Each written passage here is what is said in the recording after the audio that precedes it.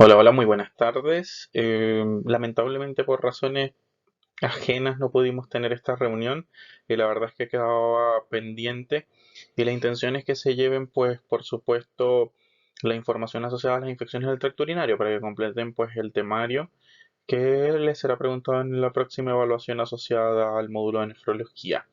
Mi nombre es Mario Hernández, soy médico internista, estoy adscrito en el servicio de nefrología del Hospital Regional de Talca. Trabajo en conjunto con el doctor Peñalosa, que, bueno, evidentemente los atiende todos los años. Así que demos inicio a la actividad. Con respecto a las infecciones del tracto urinario, pues indudablemente la colonización y multiplicación de microorganismos, habitualmente bacterias, en el aparato urinario conocido por todos, que va desde los riñones y que desciende por uréteres hasta llegar a la vejiga, la uretra, y en los hombres, pues incluimos a la próstata como un órgano importante. Hay síntomas y signos de inflamación de la vía urinaria que son conocidos por todos y siempre o no, bueno, la verdad es que debería estar asociado a un urocultivo positivo. Ya, son múltiples los cuadros clínicos, los vamos a ver a lo largo de este temario. Desde el punto de vista epidemiológico, la segunda causa de bacteriemia, las mujeres tienden a contraerlas con mucha mayor frecuencia y facilidad. Edades comprendidas entre los 18 y los 39 años son bastante frecuentes, aumentando el riesgo en la menopausia y son frecuentes en la edad pediátrica, ya para ambos sexos, específicamente antes de los 2 años. En Chile es la tercera causa de sepsis en realidad y es una infección nosocomial bastante frecuente, sobre todo por el uso persistente de los catéteres, ¿ya? La prevalencia es del 40%, tiene una alta mortalidad. Y con respecto a los costos para el sistema de salud, por lo antes mencionado, hay que tenerlo en cuenta, sobre todo en el contexto de la salud pública. La Escherichia coli es la bacteria más frecuente, conocida por todos, y es la más asociada también a las recurrencias y en nosotros los hombres casi todas se consideran complicadas, ¿ya? Con respecto a la edad de los hombres, entre los 15 y los 50 años. Hay muchos factores de riesgo, como todas las enfermedades, las relaciones sexuales recientes, el uso de espermicidas y diafragmas vaginales, la incontinencia urinaria, la presencia o no de cistocele, ya el residuo no posmiccional, pacientes diabéticos, la enfermedad, la edad avanzada, perdón, sobre todo cuando los pacientes no son autovalentes, que necesitan sondeos intermitentes, la presencia o no de litiasis, la paciente embarazada también es bastante frecuente que se nos exprese con infecciones del tracto urinario y hay que tomar en cuenta si los pacientes en estos casos han tenido o no cirugías o procedimientos que aborden las vías urinarias y que pudieran considerarse un factor de riesgo importante para la génesis de infecciones del tracto urinario. La anatomía es conocida por todos, así que esta diapositiva básicamente lo que muestra son ciertas diferencias con respecto a el hombre y la mujer.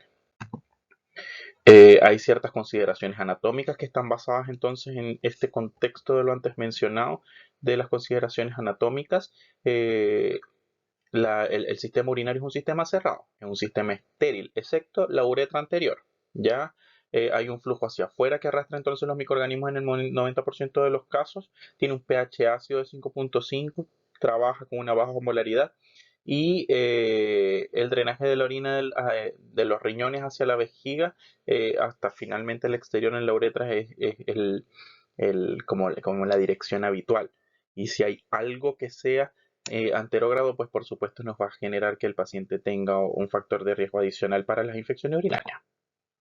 Ya, tomando en cuenta lo anteriormente mencionado, hay que tener en cuenta que las mujeres tienen una uretra corta, por ende las hace mucho más susceptibles. Ya está contigua a la vulva, que está colonizada por enterobacterias y tienen la ausencia del factor prostático espermicida, así que por supuesto en las mujeres van a ser más frecuentes.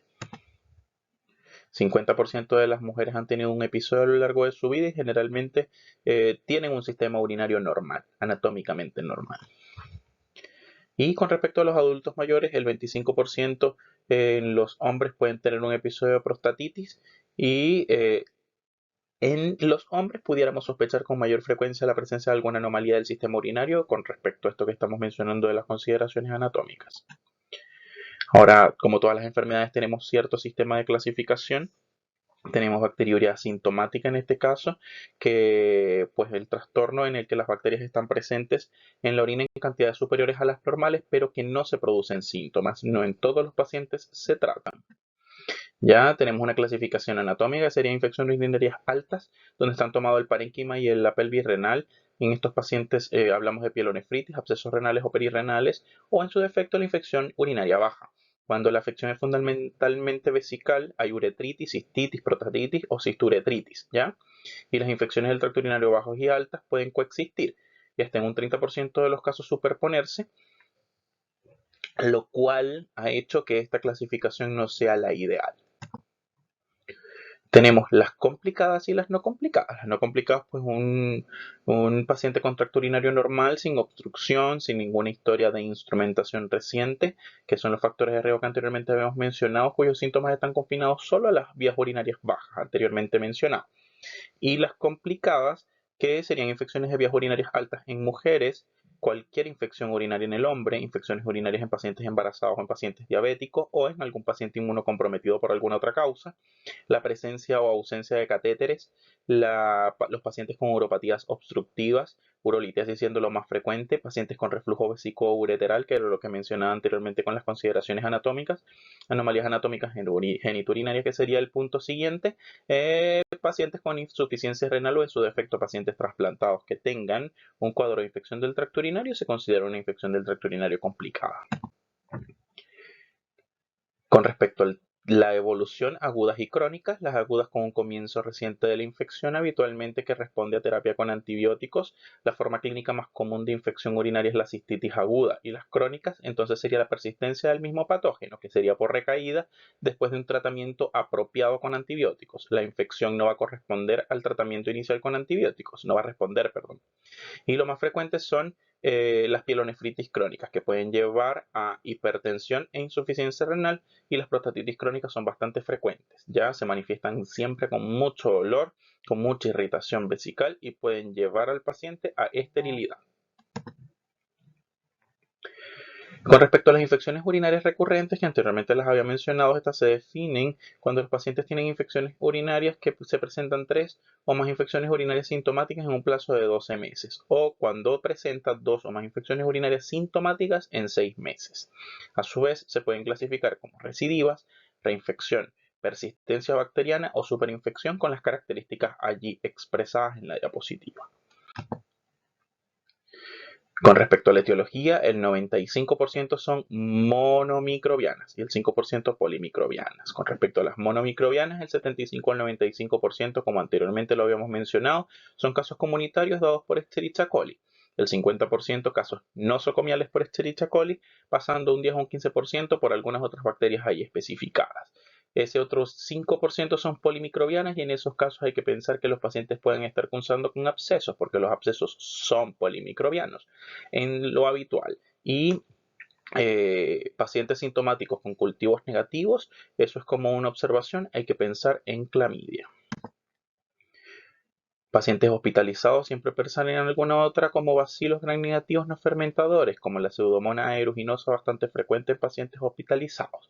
Pero también tenemos la presencia o no de Serratias o estafilococos. La Candida albicans está asociada bastante a la colonización prolongada posterior al uso de antibióticos de amplio espectro por largo tiempo en pacientes inmunocomprometidos, disculpen, o en aquellos pacientes a los que se les ha colocado sondas vesicales durante periodos prolongados de tiempo. Con respecto a la patogenia de la infección del tracto urinario es compleja y existen múltiples factores, bacterianos, inmunológicos, anatómicos, urodinámicos y genéticos. Ya estos pueden influir en la localización, el curso y el pronóstico de las mismas. Incluso actualmente se acepta la existencia de una predisposición individual y genética a padecer infecciones del tracto urinario, pero son cosas mucho más profundas que en realidad no corresponden a esta altura a tener conocimiento. Pero con respecto a la patogenia vamos a tener consideraciones del huésped, consideraciones propias de la ruta que ya realmente las hemos discutido anteriormente y consideraciones propias de los patógenos. Con respecto a las consideraciones de los huéspedes, tenemos mecanismos defensivos del mismo. En la orina, la osmolaridad, el pH, los ácidos grasos y la urea, que ya los habíamos mencionado. Factores vaginales también mencionados, factores prostáticos también mencionados, factores vesicales como las adhesinas, inmunoglobulinas y las proteínas de Tan-Hoffmann, y factores renales ya también descritos. Cuando estos faltan o fallan o hay alguno de ellos que no realmente cumple su función, pues por supuesto el paciente está predispuesto a las infecciones urinarias. ¿Ya? Es una cuestión de equilibrio en realidad. Con respecto a la patogenia, las rutas tienden a ser ascendentes en un 99% por lo anteriormente mencionado y por eso las mujeres son susceptibles por este factor anatómico. Ya la diseminación hematógena es bastante infrecuente, pero en el periodo neonatal hay que considerarla, ¿ya? Desde el punto de vista directo por continuidad o inoculación directa, porque la continuidad, abscesos intraperitoneales o enfermedad inflamatoria intestinal, además de la enfermedad pélvica inflamatoria bastante frecuente en la mujer, puede considerarse como una ruta importante. Desde el punto de vista de la inoculación directa, cuando se realizan procedimientos urológicos, ¿ya? La vía linfática tiene muy poca descripción en la literatura. Y con respecto al patógeno, pues ciertos factores de virulencia, también conocidos por todos, la capacidad de herencia a través de las adhesinas fimbriadas es una de las principales descritas, ¿ya? Y sabemos que los patógenos tienden a generar resistencias antimicrobianas que hay que tener bastante en cuenta al momento de tratar a los pacientes, sobre todo cuando nos llegue el resultado de los cultivos. Aquí tenemos un poquito con respecto a esto de las fimbrias y adhesinas anteriormente mencionadas, se los dejo allí para conocimiento. Y un poco de las imágenes con respecto a los factores propios de los patógenos que los van a hacer colonizar en las vías urinarias y mantenerse allí para causar infecciones. Tenemos la glicoproteína de Pan-Hoffmann que podría contribuir como un moco fijador de bacterias que va a contribuir en el mecanismo antiinfeccioso no inmunológico del tracto urinario inferior. Y recordar la existencia del biofilm, que el biofilm es un ecosistema microbiano organizado conformado por una o varias especies de microorganismos asociados a una superficie viva o inerte, con características funcionales y estructuras complejas. Por ejemplo, los catéteres de sondeo vesical. Imagen asociada a esto, es evidente y el catéter y vemos cómo se va formando progresivamente el biofilm. Una imagen bastante representativa con respecto a cómo pudiera ir la ruta ascendente en relación a las infecciones urinarias con o sin catéter. Colonizado o no, ya con el cuadro infeccioso, ya con la bacteria presente, pues por supuesto los pacientes nos van a consultar y al consultarnos nos van a determinar cierta clínica. Con respecto a la clínica, vamos a ir consideración por consideración. Los pacientes pueden presentarse con cistitis, que es un síndrome miccional en el que él va a presentarse o a quejarse de disuria, polaquiuria, escozor y tenesmo, además de dolor suprapúbico. Con respecto a la uretritis, hay disuria recurrente y piuria estéril. En los pacientes con prostatitis, un síndrome miccional anteriormente mencionado, puede haber dolor lumbar sacro o perineal, con tacto rectal bastante doloroso y con frecuencia se observan escalofríos y bastante frecuente la bacteriuria. La pielonefritis se caracteriza por un dolor lumbar unilateral, náuseas y vómitos, escalofríos y fiebre y ocasionalmente hematuria. La puñopercusión es positiva en el 50% de los casos y con respecto a los pacientes con absceso renal, se debe sospechar con casos similares a lo anterior, pero con antecedentes de otro tipo de infecciones. La sintomatología frecuente en el varón, por ejemplo, es dolor urente al orinar, aumento de la urgencia urinaria, inflamación del área de la ingle o del pene, secreciones por el pene también se pueden presentar, acidez en la orina y dolor durante la relación sexual. En la mujer, aumento de la urgencia urinaria, fiebre, escalofríos, náuseas, vómitos, dolor abdominal, secreción vaginal abundante y enfermedad pélvica inflamatoria es frecuente. Las altas y las bajas. Cuando las sospechamos, aquí tenemos un cuadro diferencial bastante importante, ya con respecto a la cistitis aguda, la pielonefritis aguda y la prostatitis, que serían los cuadros con los cuales nos vamos a enfrentar con mayor frecuencia. Con respecto a la sintomatología en la cistitis aguda, los pacientes se pueden presentar con poliaquiuria, disuria, urgencia miccional, dolor suprapúbico, con orinas turbias. En la pielonefritis, orinas turbias, fiebre, anorexia, vómitos y dolor lumbar. Y en la prostatitis, orina turbia, fiebre, anorexia, vómitos y dolor perineal en el caso. Recordar que al examen físico el paciente va a tener dolor a la palpación rectal, ¿ya? Y recordar que desde el punto de vista de estudios complementarios es bastante importante en el hombre pedir una PSA que si va a estar aumentada nos apoya muchísimo el diagnóstico para que el tratamiento se dé por la cantidad de días necesarios. Hay que buscar tanto en pielonefritis como en prostatitis algún signo de sepsis, algo sistémico como hipotensión, taquicardia, medir clínicamente la perfusión de los mismos. En el adulto mayor, siempre descartar que siempre cuando se nos presente con compromiso de conciencia, cuando se nos presente un paciente adulto mayor delirioso o cuando tengamos alguna fiebre que entre comillas no tenga algún foco claro de génesis. Ya hay que pensar y descartar las infecciones del tracto urinario. Tenemos dos escenarios clínicos ya anteriormente mencionados, paciente sintomático, ya vimos bastantes síntomas, y paciente asintomático, ya. El paciente asintomático, ¿qué pensamos? Hallazgo de laboratorio nada más, y ahí nos preguntamos, ¿requiere o no requiere tratamiento? Y con respecto al sintomático, lo sospechamos, luego hacemos el diagnóstico, buscamos qué localización tiene, si es alta o baja, saber si es una infección del tracto urinario complicada o no, qué factores de riesgo tuvo para la génesis de esta infección del tracto urinario, si estos factores de riesgo son modificables o no para evitar recurrencias y al ser recurrente, saber si nos va a modificar o no la conducta terapéutica. ¿Ya? Entonces, sospechado tenemos que diagnosticarlo. ¿Y cómo lo diagnosticamos? Tenemos la orina completa en el que vamos a tener o no la presencia de piocitos y hay que recordar que tenemos o no abundantes cantidades de leucocitos y de bacterias reportadas en los campos, ¿ya? Y recordando un poquito de los piocitos, hay que saber y tener en cuenta que son leucocitos activados o modificados y que su presencia indica infección en cualquier lugar del sistema urinario, ¿ya? Este tipo de células van a presentar un citoplasma abundantes gránulos en movimiento que lo distinguen de los demás tipos de leucocitos y por eso es que son fáciles de cuantificar. Lo lamento. Con respecto a la bacteriuria, la piuria aséptica, hay que recordar esto es bastante importante, bastante importante, ¿ya? Sobre todo para dar el diagnóstico de los pacientes con tuberculosis, ¿ya? Se puede presentar piuria aséptica en pacientes que tienen automedicación antibiótica previo a la realización de algún urocultivo, pacientes con flujo vaginal, los pacientes con litiasis, ya con tumores de la vía urinaria, con nefritis intersticial crónica podemos tenerlo presente y en este caso con microorganismos que requieren algún cultivo especial y ahí los ponemos en marcha, la tuberculosis, el ureaplasma urealyticum y los pacientes con clamidia. Esto es bastante importante. Y por último, el urocultivo. El urocultivo puede ser por punción suprapúbica, por cateterismo, por micción del segundo chorro, ¿ya?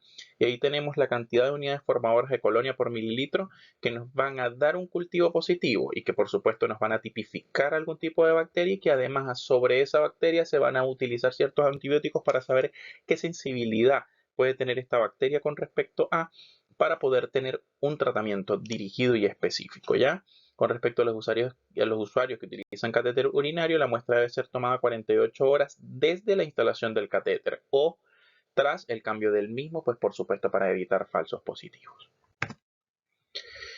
Esto es la verdad, es una muestra en realidad y recordar un poquitito que el Escherichia coli va a ser el más frecuente y nos da la cantidad de unidades formadoras de colonia, así que esto es un urocultivo positivo y nos determina pues por supuesto la concentración inhibitoria mínima en relación a cada uno de los antibióticos que fueron mostrados en este caso y la sensibilidad. Así que aquí podemos dar dirigido el tratamiento de acuerdo a el germen aislado.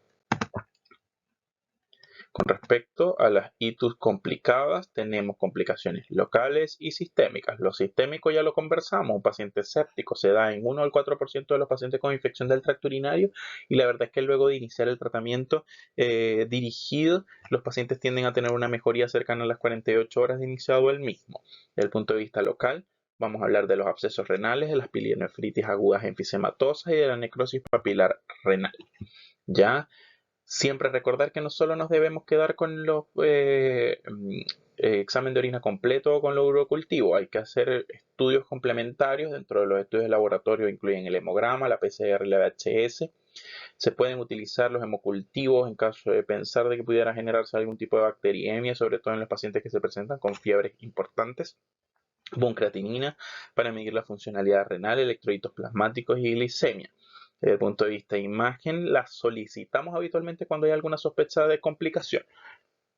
cuando hay una evolución tórpida a las 48 horas del tratamiento, cuando se sospecha de que el paciente pudiera estar en el contexto de una infección del tracto urinario complicada asociada a una nefrolitis o alguna otra uropatía obstructiva, cuando hay infecciones del tracto urinario recurrentes, sobre todo para determinar cómo está la arquitectura de esos riñones, y lo anteriormente mencionado, historial de uropatía obstructiva baja. ¿Ya? Dentro de estos estudios complementarios tenemos la expresión de la ecografía renal, por supuesto, y la resonancia magnética es bastante categórica. Sin embargo, con respecto al alcance es muy difícil realizar para una infección del tracto urinario una resonancia, así que se deja para pacientes que pudieran estar un poco más complejos o que estemos pensando en alguna complicación más grave. Recordando que por supuesto esta no tiene una ventaja clara sobre la tomografía ya, pero las resoluciones de las imágenes pueden demorarse bastante, pero sin lugar a dudas son muchísimo mejores. El Pielo-TAC no utiliza contraste, es bastante importante saber esto, es de elección principalmente para cálculos, obstrucciones y hemorragias. Es peor que el TAC con contraste para abscesos y pielonefritis enfisematosa, ya, para lo cual sí deberíamos utilizar el Urotac. Ahora bien, con respecto a los tratamientos, el manejo inicial, sobre todo cuando el paciente se nos torna un poquitito sistémico, es la reanimación con fluidos según la gravedad. Ya iniciar antibiótico-terapia, primero siempre va a ser empírico según el perfil del paciente y el tipo de infección del tracto urinario. Y nos vamos a guiar según lo que anteriormente habíamos mencionado. Los días de tratamiento también van a ser según el perfil del paciente y según el tipo de infección del tracto urinario. Recordando que siempre tenemos la opción de luego de iniciar el tratamiento empírico, hacer el ajuste de este tratamiento de acuerdo al antibiograma y por supuesto a las pruebas sistémicas que pedimos como la funcionalidad renal. ¿Ya? El estudio de complicaciones solo si hay evolución tórpida, como anteriormente se lo había mencionado, recordando que tenemos entonces una múltiple gama de posibilidades que van desde la ecografía a la tomografía hasta la resonancia magnética en casos más particulares, ¿ya? Y posteriormente, luego del tratado, saber si es que es necesario o no la realización de profilaxis. ¿Ya? El tratamiento empírico, pues nos basamos en lo que ya anteriormente habíamos mencionado, la ubicación anatómica, si es comunitaria o nosocomial, en la filtración glomerular, pues por supuesto para dar una dosis que no nos vaya a tener algún tipo de afectación más adelante sobre la función renal, bien sea que esté afectada o no, la penetrancia del antibiótico y luego recordar que siempre tenemos la opción a las 48 horas de hacer el ajuste según el antibiograma. Ya, con respecto a la bacteriuria asintomática, dirigidamente el tratamiento no me va a prevenir una infección del tracto urinario, ya no va a reducir la morbimortalidad ni va a disminuir la incontinencia de los pacientes. Entonces, esto va a estar recomendado solo en los pacientes con trasplante renal o que estén inmunosuprimidos, en pacientes que serán sometidos a alguna cirugía urológica o instrumentalización. Ya en las pacientes embarazadas, del 20 al 30% de estas porque pueden progresar hacia una pielonefritis, ya, y el screening debe realizarse entre las 2 y las 16 semanas de gestación, recordando que esto lo va a hacer principalmente su obstetra tratante, en este caso de las matronas que le dan seguimiento al embarazo, ¿ya? Consideramos la utilización de cefalexina, amoxicilina o amoxiclavulánico, ya que pueden utilizarse durante todo el embarazo, recordando que luego va a ser dirigido el tratamiento según la presencia o no de antibiograma. Con respecto a la cistitis aguda no complicada, es más frecuente en mujeres jóvenes sin alteración del tracto urinario. El curso es corto de antibióticos, entre 3 a 5 días. La primera línea va a ser utilizada por nitrofurantoína 100 miligramos cada 12 horas o en su defecto cotrimoxazol, con un comprimido cada 12 horas. No se recomienda el ciprofloxacino o las cefalosporinas de primera generación debido a que su resistencia es mayor al 20%, salvo que tengamos un antibiograma que nos sustente la sensibilidad del mismo, y en caso tal, entonces utilizaríamos el ciprofloxacino a 500 miligramos cada 12 horas y el cefadroxilo a 500 miligramos también cada 12 horas. Con respecto a la pielonefritis aguda, también es mucho más frecuente en mujeres jóvenes no embarazadas, sin evidencias de complicación o toxicidad sistémica.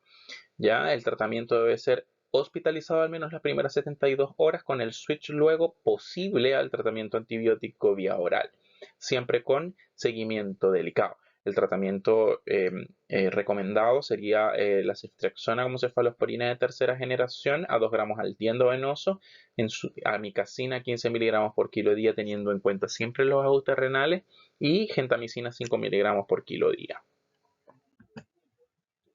Con respecto a la pielonefritis aguda, pudiéramos utilizar una ecografía o TAC de abdomen y pelvis con contraste, ya, sobre todo si tenemos pacientes con síntomas de cólico renal, si hay falta o falla de respuesta al tratamiento inicial, ya, si hay o confirmamos que hay una infección con algún organismo de alta virulencia, como en el caso de la pseudomonas, en caso de que sea por pacientes hospitalizados, o si en su defecto hay persistencia de la fiebre, a pesar de que a las 48-72 horas de tratamiento anteriormente mencionado, la paciente sigue con el paciente sigue con fiebre o una evolución tórpida. El tratamiento debe basarse en quinolonas vía oral, cefalosporinas de tercera generación, como anteriormente habíamos mencionado, y los aminoglicósidos endovenosos. Debe evitarse el uso de moxifloxacino, sobre todo porque este no está claro de que logre tener unas concentraciones efectivas en la orina. ¿Ya? Vamos a hablar de la prostatitis. La prostatitis, los parámetros inflamatorios van a estar elevados y va a haber un aumento del antígeno prostático mayor a 10. ¿Ya? Recordar siempre pedirlo como estudio complementario, sobre todo en infecciones del tracto urinario en el hombre. Se trata con antibióticos que tienen buena llegada al tejido prostático, ¿ya? Y se prefiere ceftriaxona, una dosis de 1 gramo al día. Sin embargo, se puede hacer más adelante el switch con ciprofloxacino 500 miligramos cada 12 horas o cotrimoxazol también 500 miligramos cada 12 horas hasta completar un tratamiento al 21 días, dando seguimiento luego con urocultivo. ¿Ya? Las ITUs complicadas, recordar que son aquellas en las que hay una progresión de una ITU alta a un absceso corticomedular, absceso perinéfrico, una pielonefritis enfisematosa o que esto llegue a una necrosis papilar. Es importante realizar siempre mayores estudios de anatomía urinaria, por eso están los estudios complementarios de imagen disponibles. El tratamiento debe ser guiado por sensibilidad al germen, ¿ya? Y la duración de la infección del tratamiento hasta los 21 días. El antibiótico empírico siempre debe ser de amplio espectro, ¿ya? El enterococo es frecuente en las pielonefritis complicadas, así que hay que pensarlo, pero siempre hay que esperar el antibiograma. Y solemos iniciar habitualmente el tratamiento de forma empírica con imipenem a dosis de 500 miligramos cada 6 horas, dosis plena, en caso de que los pacientes no tengan algún grado de insuficiencia renal. De tenerla, pues hay que hacer el ajuste de la dosis de acuerdo a la tasa de filtrado. Y después de finalizado el tratamiento, se debe controlar siempre, siempre, siempre con un urocultivo. Con respecto a los abscesos renales, deberíamos tener un drenaje quirúrgico solo si estos son mayores de 5 centímetros a los estudios de imagen. Se deben dar 21 días de tratamiento según evolución y imipenem o en su caso ampicilina más gentamicina. Con respecto a las pielonefritis enfisematosa, la pielonefritis enfisematosa es una infección potencialmente letal, ¿ya? Hay presencia de gas en el parénquima renal. Son frecuentes con las Escherichia coli, sobre todo cuando son resistentes, o también se han tenido hallazgos bastante frecuentes con respecto a la Klebsiella. Ahí hay unas imágenes de cómo se puede ver cuando pedimos estudios complementarios. Son bastante frecuentes en los pacientes diabéticos o inmunocomprometidos en un 80%, ¿ya? Y hay factores de riesgo muy, muy, muy asociados a la obstrucción de las vías urinarias, ¿ya? Cursan habitualmente con cuadros sépticos graves que llevan a los pacientes a unidades de cuidados intensivos y el tratamiento antibiótico, drenaje percutáneo, que sería lo ideal, pero habitualmente, si no mejoran, los pacientes deberían ir en realidad deberían ir a nefrectomía. Con respecto a la pionefrosis, está asociada a obstrucción también, muy asociada a litiasis con formación de abscesos renales, ya múltiples. Proteus y pseudomonas están descritos con frecuencia en este tipo de cuadros, llevan sin lugar a dudas los pacientes a shock séptico, pueden tener urocultivo negativo, así que hay que pensarlo y hay que complementarlo con los estudios de imágenes, ¿ya? El Pielota, que es el de elección, para ver por supuesto los cálculos y poder pensar en la situación, pero no distingue la hidronefrosis de pionefrosis, ¿ya? Con respecto al antibiótico es endovenoso y por supuesto se debe realizar un drenaje importante de las mismas. Con respecto a la necrosis papilar es como ir avanzando en los daños que puede recibir el parénquima renal asociado a la infección. Esto en su caso es una necrosis de la médula interna y papilas renales habitualmente focal y unilateral. Es consecuencia de quema renal asociada a pielonefritis aguda, ¿ya? mayor riesgo en los pacientes diabéticos, como anteriormente lo habíamos mencionado. Las papilas descamadas pueden obstruir la vía urinaria, llevando a infección y a pionefrosis secundaria, y son raramente bilaterales, llevan a falla renal sin lugar a dudas, y esto se debe pensar cuando el paciente tiene estos cuadros característicos y se nos expresa directamente con anuria. ¿Ya? Con respecto a las infecciones asociadas a catéteres, una infección urinaria en la que el cultivo es positivo y se obtuvo de una sonda vesical permeable que permaneció durante 2 días. ¿Ya? La Escherichia coli se expresa en un 25%. Hay otros bacilos gram negativos que pueden estar presentes. El enterococo también puede estar presente. El epidermidis o la presencia de levaduras, como anteriormente lo habíamos mencionado, se da en un 30%, sobre todo cuando los pacientes reciben dosis prolongadas de antibiótico o tienen persistentemente el catéter instalado. ¿Ya? Cuando no se retira lo antes posible, cuando hay sondeo intermitente bastante frecuente, ¿ya? Y no utilizar un catéter no es sinónimo de utilizar una profilaxis antibiótica de rutina, ¿ya? Muchas veces se ha pensado, pero en realidad no es lo adecuado. Con respecto a las infecciones recurrentes, recordar que son 3 episodios en un año o 2 episodios en 6 meses, ¿ya? La reinfección son recurrencias después de una erradicación de la bacteria causante de la primera infección, y la recaída son recurrencias cuando la bacteria causante de la primera infección persistió en el tracto urinario pese al tratamiento, ¿ya? Aquí ciertos factores, la verdad, que no tienen mucha evidencia, pero tienden a mencionarse, así que se los dejo para que lo tengan en consideración.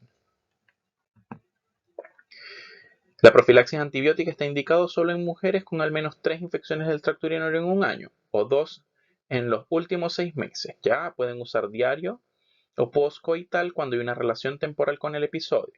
No hay diferencia entre ambos esquemas, ya reduce la recurrencia sí en un 95%. En algunos casos se recomienda tratarse 3 días cuando inician los síntomas típicos, y el antibiótico a usar debe ser elegido según la susceptibilidad de los gérmenes identificados previamente en el episodio anterior.